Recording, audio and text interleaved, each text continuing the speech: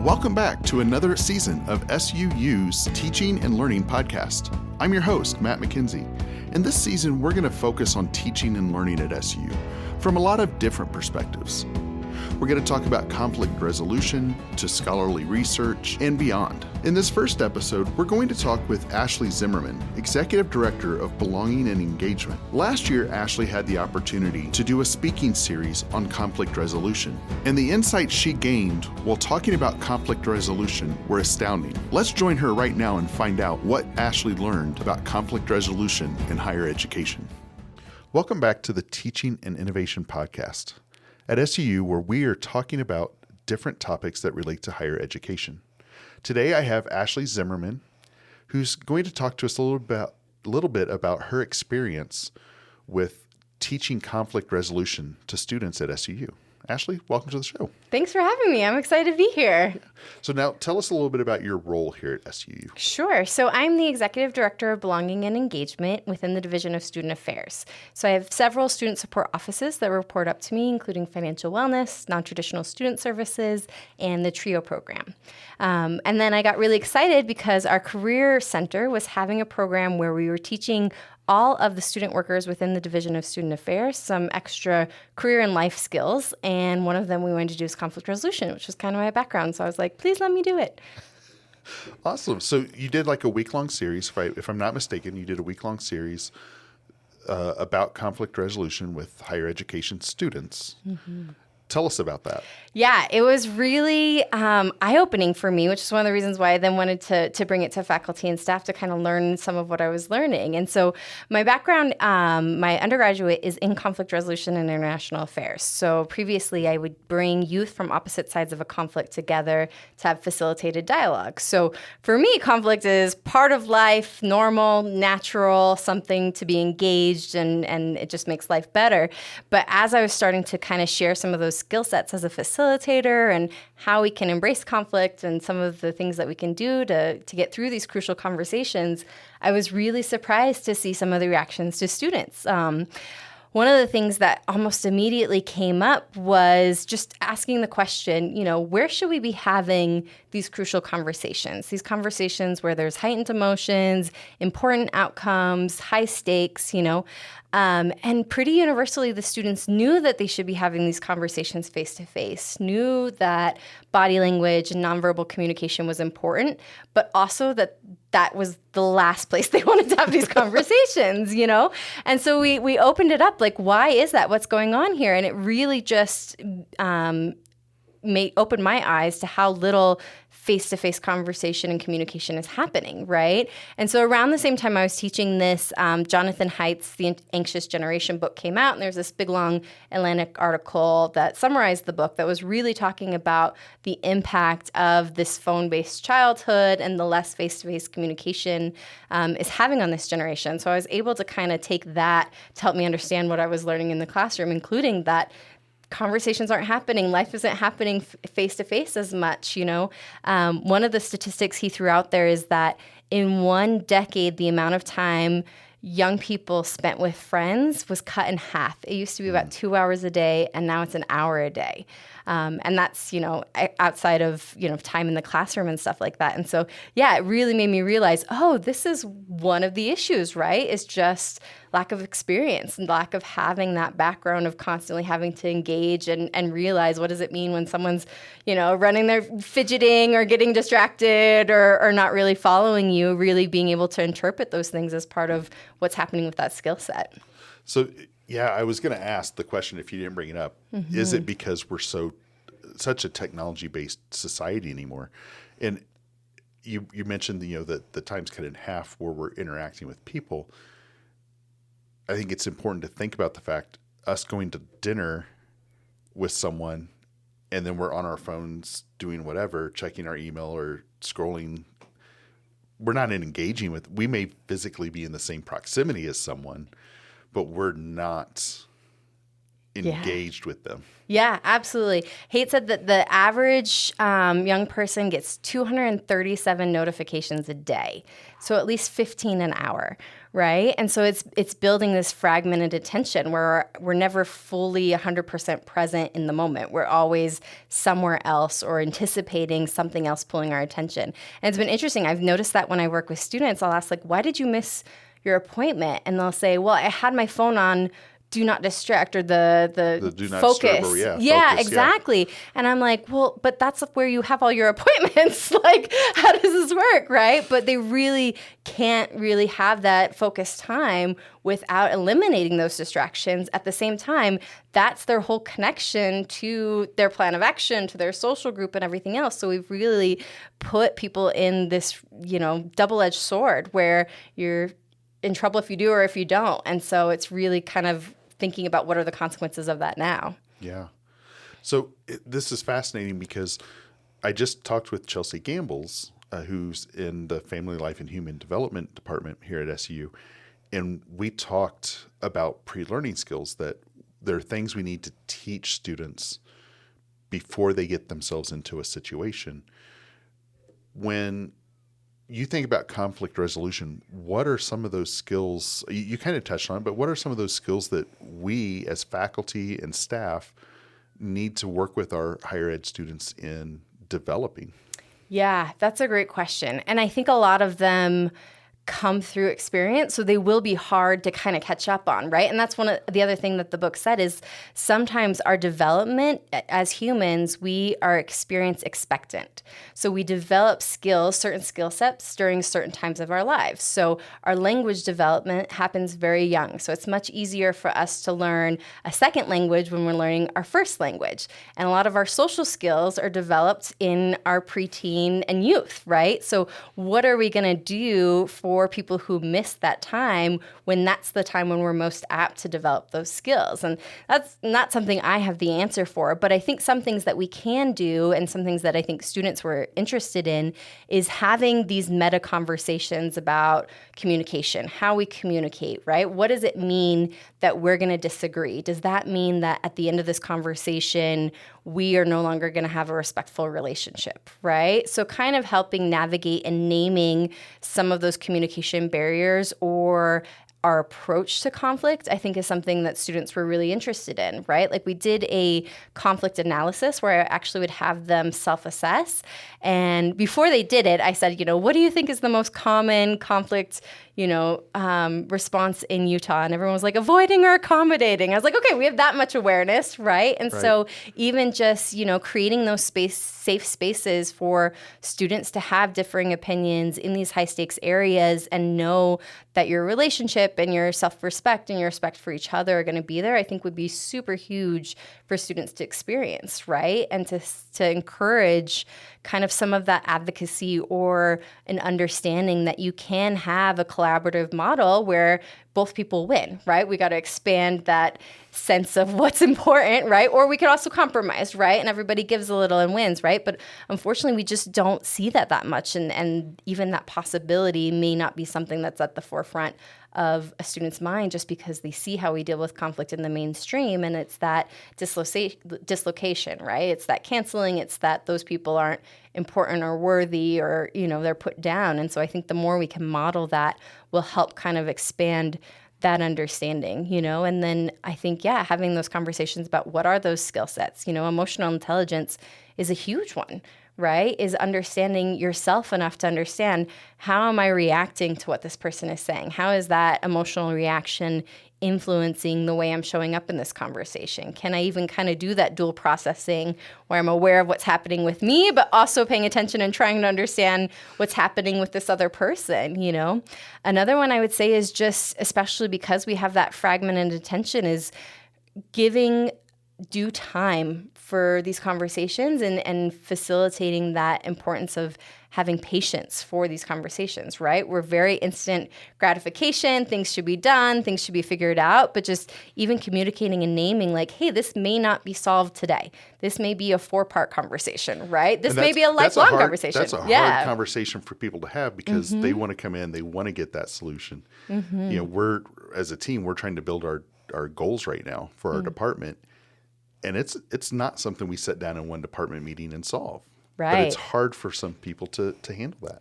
Yeah, absolutely. And time is so important, right? One of the things the book Crucial Conversation says is so important is to develop a shared pool of meaning, right? So you kind of get to the why. You have this dialogue of importance. And even when I ask students, okay, what's the difference between a free flow of and sharing of meaning versus just another conversation? And even that was difficult for them to articulate. Like, what do you mean something's meaningful?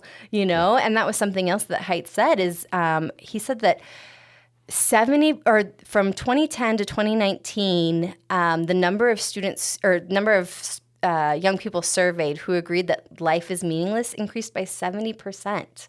So we have a lot of people out there that are just having these shallow experiences, right? And they don't know that incredible experience when you can understand someone else, right? Or you can get what's important to them, or you can share that and really have that depth of a relationship to understand what's important, what's it all about, right? But it does take time, and that time is probably why they struggle to have that, is because there's always that next thing, that next attention grabber. So when you think about your experience in doing this lecture series, I guess I can call it a lecture series, what takeaways do you have for SUU faculty staff that we need to be thinking about internally?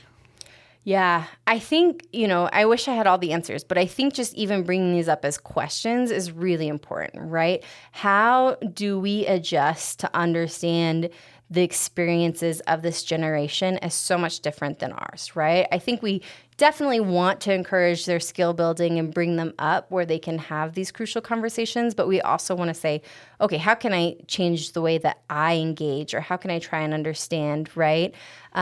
So I think that's something is just to learn as much about and from our students as we can to kind of learn. And that's why I was so interested in their reaction, because I had no idea that they were going to have all these issues. And I was like, oh, okay, well, we've got a lot to figure out then, right? And I think, being overly communicative is one thing I would also say, right? I think we probably have assumptions about their skill sets and their comfort with face-to-face communication, with conflict, that may be a little misguided, right? Like may not be actually realistic. So I think setting the frame for maybe some of those more critical conversations where we're holding students accountable or having some tough love or real talk moments is really important, and kind of explaining to the student, right, what is this going to mean for our relationship going out of it, or why am I having this conversation with you? What am I trying to get out of it? Or what is bringing me to the conversation, and creating that time and space for it, and just naming all of those things. Like, hey, we've got an hour today, but we can talk about this more. This is why I want to have this conversation, even though it's hard. It's because you're important to me, and I want to see you be successful. I am going to maybe get a little bit heated and excited about this, but that doesn't change how you can come to me if something else comes up, or how I respect you as a person and your ideas as well, And I think sometimes we assume that those are all natural things that people will understand, or that students will understand, but I think that'll really help prepare the foundation for them to kind of sink into the conflict that we're trying to have a conversation about, or really engage with us in a way where they're not already in that kind of fight or flight scary space, right, yeah. Yeah. So I have a question, and it's going to take me a second to formulate this out of my head. Yeah. And I may be opening a can of worms, so we'll see. I know that with my office, the Center for Teaching Innovation, we help build online courses. So we pay attention a lot to like the online data that comes back, this number of students that are taking online courses, areas of growth, those kinds of things. One thing we've noticed at SUU, and this is also a national trend, is that more and more students are opting for online learning compared to the face-to-face learning environment. Do you think that they're opting for that because they want to avoid conflict? They feel like if they're online, they can avoid that conflict than if they're in face-to-face setting where they have to engage? For sure. I think, and I don't know if it's necessarily an avoidance or just a continuance of their status quo, right? So much of their life has already been through those platforms that it seems you think about easier. COVID. Yeah. We were talking earlier, it's been only 4 years since COVID pandemic. Yeah. And we're talking about a generation that grew up having to go through online. So yeah. Yeah, absolutely. And then I think that's where we can really learn something about, okay, how is that communication taking place online that maybe we can transition into some of our face-to-face spaces to help students. So there were 4 things that Haight found that are different between that online and face-to-face communication, right? So one was the synchronicity of the conversation, right? You and I are bouncing back off of each other. It's a great conversation. This generation has time to reply.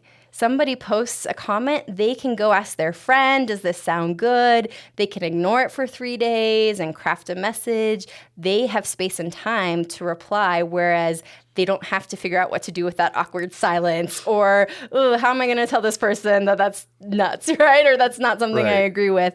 So that was a big one, right? They really like that synchronous, that it's asynchronous for them to have that conversation. There are some drawbacks too that make them a little risk averse in terms of online conversation, right? Because instead of a one-to-one conversation, it's a one to everybody, right? So they are a little less likely to engage in conflict because of the consequences of so many people seeing it, right? And it's not just if they post on social media either, because once you've put it out there and created that digital footprint of it, if I send something to you, you can post it and be like, look what Matt said. Yep. Yeah. So they're very aware of that, and it makes them avoidant to engage sometimes, right? Because they have long-term, larger consequences than we grew up with, right? We wouldn't even know what that experience would be, you know? And then the other one is, so the online communication, right? The communities that happen online are easy to enter, easy to exit, right? There's not a high bar of entry to be involved, right? And you can always leave and find somebody else, right? And so having those face-to-face conversations where you either have to stick with this community or the exiting of it is going to be really painful maybe, right? Because it's not going to be quite so easy is something else that kind of leads to that risk-averse approach when it comes to conflict, right? Yeah. And then the last one is just the embodied, right? Like being able to have this conversation where you're not actually seeing somebody else's response. So even learning how to interpret that body language and what's happening with that other person is a skill set that needs to be developed, or maybe is easier to not have, right? I can just focus on my class and my assignments, and I don't need to have to worry if that person's, just hot, or if there's something that I'm saying is really offending them, right? So yeah, I think it makes total sense to me that trend is moving towards online, because that's kind of where their comfort zone is, right? And maybe if we can figure out how to take some of that comfort, put it into face-to-face experiences, we can start to grow that comfort. Because the other thing I think that they were all very aware of, we started talking initially about what's going to happen with AI, right? Like, what is the job market going to look like in 10 years absolutely. from now? What you're studying now, is that going to be important? And I told the story of my mom, who was a traveling saleswoman, and Amazon came on, and she was like, Ash, I'm going to lose my job. Like, this is the end of my career. But it ended up being the thing that she did until the day she retired. Why? Because of her people skills. Like, her doctors, who she worked with, dentists, they didn't need her to make the order anymore, but they still needed her to fix it if it went wrong. They still needed someone to talk to about the newest technology, right? And so I said, if you develop these skills along with the technological skills, you're really going to be invaluable to businesses. And that I saw light bulbs go off. They kind of got that, right? So I do think they're hungry for this. It's just scary. Yeah. Well, and I think about the learning environment, and I know I throw a lot of my students for a loop when I teach, because I'll do video feedback. Mm-hmm. So that they actually hear my voice, see my facial expression, rather than that text. I found that once I don't do it for every assignment, but when I do it for enough, then when I have to do a text response back to their assignment, they're not as like, oh my gosh, he hates me, or he doesn't understand where I'm coming from, because they've heard my voice, they've heard me talk, so they can start applying that to that text. Yeah, So, I love that. That is such a great give and take, right? Because you're helping them experience the embodiedness of your communication while also giving them that asynchronous time to respond, right? So they still have time to process and figure it all out. So there's still a little bit of comfort while asking to stretch a little bit, right? And really kind of read you 100% in your fullness. Yeah, that's awesome. so when you finished this series, what kind of response did you get from students? Yeah, that's great. So students were really excited. I mean, I had multiple students come and say, can I have your PowerPoint? I want to share this. You know, we did the one self-assessment in the series, but I had a bunch of other ones on those additional skill sets, right? Like, what is your cultural competency? You know, how do you navigate conflict across cultures? What is your emotional intelligence, right? How do you know how stressed or not stressed ready you are to have a conversation, right? Like, are you actually emotionally in a good place to have a crucial conversation?